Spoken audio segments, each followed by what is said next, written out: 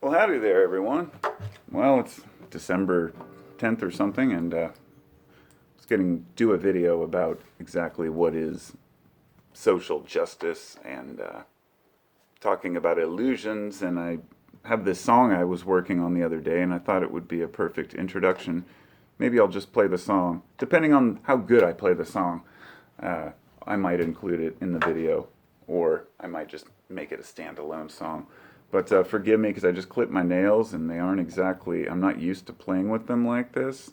I don't play guitar often enough to be a professional at it. And I kind of left a little bit of fingernail for finger picking because it's a little bit trickier than playing, just strumming, But so I'm going to give it my best shot. And this song is called Plato's Cave. And it fits perfectly because it's about the story of Plato's Cave, which is an allegory about people being chained inside a cave and only seeing shadows on the wall cast by the fire of people, basically animals walking across the two-dimensional reality they thought was reality. And once you escape from those chains and go outside, apparently you're shocked. It's like being awakened to the fact that there's more than you thought there was, and how a lot of people prefer to stay in that cave. So that's where the lyrics are coming from. So here we go. I'll do my best. Okay.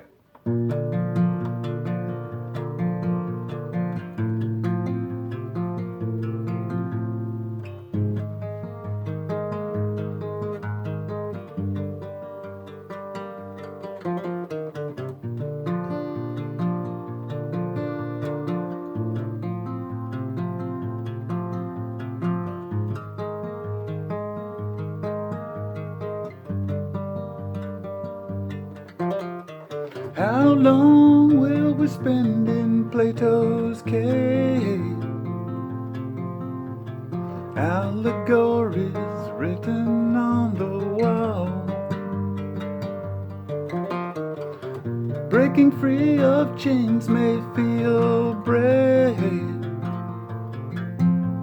It may not be just what you thought at all. Your eyes may feel blurry while adjusting to the light, but try to keep them open as you're taking in the sight. Everything that's left, everything will be alright. We may yearn for simpler times ahead, remembering those shadows cast by fire. Can't believe in everything we've read. Some things we can only know through lifting our desire. Well, those who choose to keep their chains will never take a key from you. In the cave they will remain. There's nothing you can do. Your eyes may feel blurry while adjusting to the light, but try to keep them open as you're taking in the sight. Everything is left. Everything will be alright.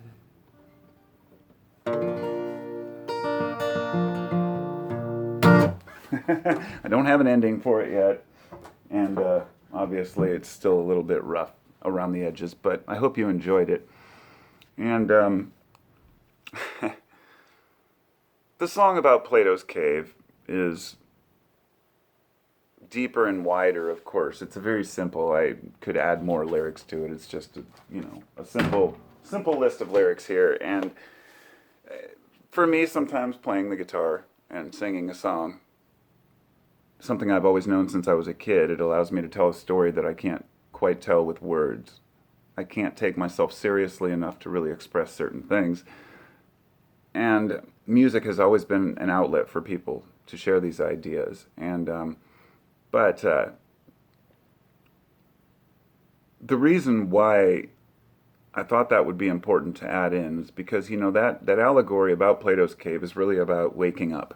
It's about And I really hate that term. I've heard this used a lot more lately, and I'm not talking about woke, but just, oh, we've awakened to some new reality. And I think that more of a proper term for that would just be learning or becoming educated on things. It's often not what you learn that's important when it's specifically about something. It's more what you learn in the sense of being cautious about who to believe, why to believe a person. What is their interest in convincing you of something? Do they have a monetary interest in getting you to listen to them? Do they have a financial stake in a company they're trying to protect or a product that they're saying is safe? We are constantly fishing to try to find the truth. So what does it mean to actually wake up? And I've thinking about this, if you're going to use the metaphor of the allegory of the cave, or you're going to use the term waking up, as if you're waking up from a dream, right? The thing to remember is, what does it mean to wake up? What's the first thing that happens when you wake up in the morning? You're groggy. You need your coffee, whatever you might do. It takes a minute to kind of regain your senses, and each person has their kind of unique way of dealing with that. There's no consensus of like, hey, we're all awake, let's all just think a certain way. What it comes down to is people trying to find common ground with others in things that they believe may be true or are important. And then they're saying, oh, you agree with this? Okay, yeah, now we understand something that the general population just doesn't get. And this is a way of feeling a connection with fellow humanity. I'll try not to ramble too much here, but that's kind of what I do. Social justice is just justice. I thought about this earlier. The term really has no meaning. What is social justice? What is justice? It is only deals with society.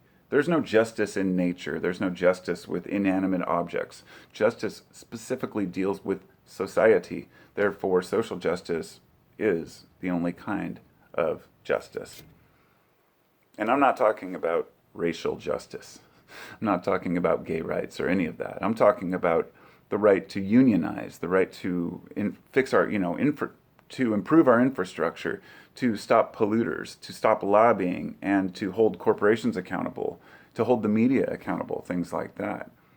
Social justice means that we all stand up for what we think is right, but what we find is that there is very little common ground. Many people would rather go back to Plato's cave. The line in that song about trying to help people out of their chains and they don't want to take the key is a lot of folks do not want to see what's really going on, regardless of what the topic is. And I'm not talking about people who are sheeple. I really hate that term. I despise the idea, and this is something that has taken me years to understand, that some people assume that everyone else is just, quote, sheep. And it's very shallow and ignorant to assume that everyone else feels a certain way. Sure, when you get to talking to people, there's a lot of dumb motherfuckers out there. I will not deny that. There are some dumb shits out there that are totally, they might be academically genius, but they're just no common sense whatsoever. Then you've got people who could barely even spell a word who are just completely have it together when it comes to common sense and rationalizing. It's kind of like that feeling where you know something, but you can't explain it in words. I feel like that's kind of often what we end up with. A lot of people are a lot smarter than you might give them credit for. But what does it really come down to? What does it really matter that you know? Whether you're awake or aware, or you defend justice of this group or that group, what really matters in the long run? Is it just a short feeling good about helping others? Is there some long-term gain? Because much of society wants to improve. Most people want to improve. The people that are out there screaming that the whole world's fucked up and everybody's horrible and there's just no justice and playing the victim card are a very small but very vocal minority. The people who complain online constantly about how fucked up the world is, and the ones who want to blame everybody else for their problems, the ones who virtue signal about how they belong to X or Y group, and you belong to C or D group, therefore you're a moron. Anytime we talk to fellow human beings, we have to realize that we don't know what they know. That we might not be as awakened as we think we are. That we might have an idea of what's going on, but really it's just something we just read about. And once we have our cup of coffee, metaphorically, and we're truly waking up, we'll start to see, okay, I was a little bit silly in believing this was true. It's kind of like when you're young, you tend to fight more for certain justice causes, let's say. And as you get older, you realize maybe these issues are far more complicated than I initially thought. And you make an assessment and you think, okay, maybe I need to rethink what I think is important here. Things like, yes, climate change exists, but how much are humans contributing? Are we blowing certain things out of proportion? We're worried about X or Y when really we should be worried about Z. It's really a matter of perspective. We can see the world falling apart, for example, right now, and see it that way if we choose.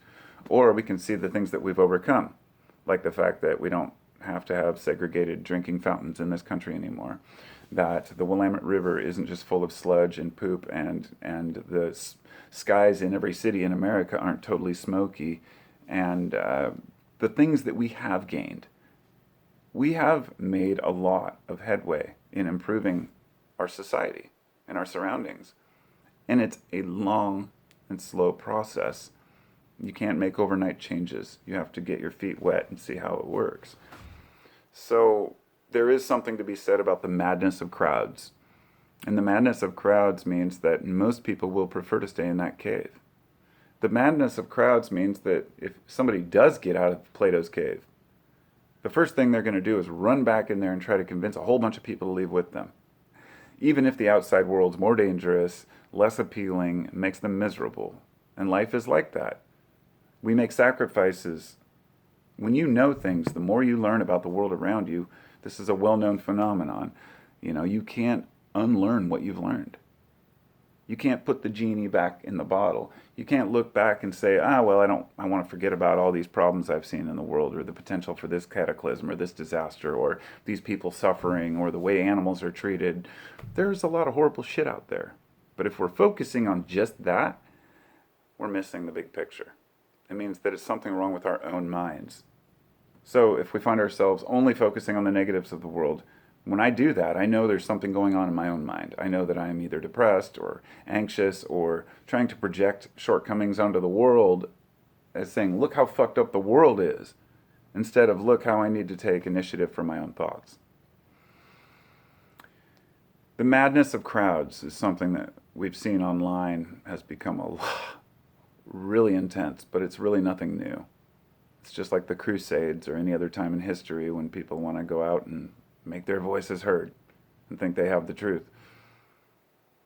We win through an illusion of righteousness. That is how people want to compete now. It's a matter of my group is doing this, and this is right for the future for our species or our group or culture, whatever it might be. When in the big picture, we don't know how any of that turns out. That we're all morons, that we're all really insignificant and arrogant, and all of our hubris allows us to think that we understand more than we do. And when you let go of that, you can walk out of Plato's cave, squint your eyes for a bit, kind of shake it off, look around and say, cool, what's next? Because to me, life is about change. It always has been and it always will be. Like everyone else, I love some consistency and routine in my life. I get up, I drink my coffee, I do my routines, but I also love the mystery and the unknown. And life isn't about consistencies. Life isn't about comfort or fitting everything into a nice little neat box. Therefore, nothing that we consider to be important can be put in a box either. That includes things like justice or truth. So we got to let go of that arrogance within ourselves and realize that there are a lot of intelligent voices out there, but they are hardly ever, if ever, the loudest voices. It's always the vocal minority that makes it seem like everyone's crazy. And it's not the truth. It just ties into the video I made the other day about, the idea that we're convinced that there's a culture war going on when there really isn't. Most of us don't give a shit about pronouns. We don't give a shit about, other races moving up in the world. I'm not as most of us aren't as concerned about immigration as others may think that people are, or about this or that. These are issues that we deal with, but we don't need to take sides on, because there are no sides. It's just about figuring out what works. And so the loudest voices that are screaming tend to have the least to say. And in the long run, society does what it does. And if we look at the mythology and those allegories and those stories, they can tell us a lot about who we really are, because these stories endure through time. As they say, there's nothing new under the sun. Never has been, never will be. We go in cycles. The patterns repeat. The situations do not. But the patterns repeat. And once again, here we are, figuring out who we are. Best we can do is figure it out as individuals and make our lives as pleasing as possible while not harming others in the process. Be well. And yeah, I got my new Christmas tree yesterday. We went to the U-Cut place and pulled that bitch down and sawed that thing, tied it up, threw it on the roof, carried it home, and now we're going to decorate it. Because, you got to have a tree. I live in the Northwest. It's just what we do. Anyway, enjoy. Have a wonderful day. Take care of yourselves, and I'll talk to you next time. Thank you to my patrons. I have a couple new patrons. I appreciate it.